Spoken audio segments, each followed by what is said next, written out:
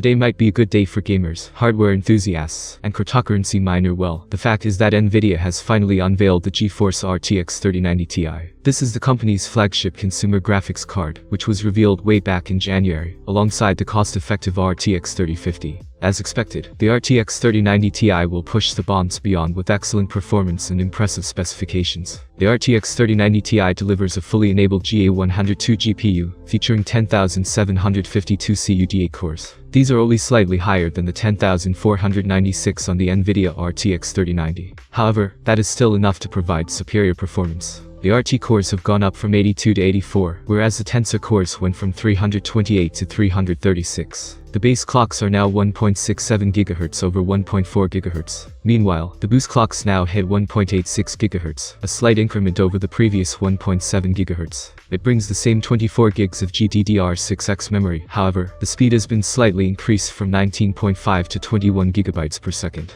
According to the company, the RTX 3090 Ti has 40 TFLOP of single precision performance compared to 35 TFLOP of the RTX 3090. In gaming, it is 9% fats on average compared to the RTX 3090. However, with higher performance also comes higher power consumption. The RTX 3090 Ti has a power draw of 450 watt, which is 100 watt more than the RTX 3090. Interestingly, NVIDIA is positioning the RTX 3090 Ti as a graphical card for content creators. It focuses on the 24 gigs of GDDR6X memory increment in comparison to the likes of RTX 3080 and 3080 Ti, which delivers 10 and 12 gigs respectively. The company also highlights the possibility of 8K games. However, this is just for marketing purposes, as 8K gaming isn't a thing yet. The NVIDIA RTX 3090 Ti, obviously, has a high price. It costs as much as $1999 for the Founders Edition model. That's a 33% increase over the RTX 3090, despite the company's single-digit performance improvement claims. Considering the fact that this is MSRP, the market's reality may be slightly different from costlier versions. Now, the big question is whether it will be possible to purchase it or not.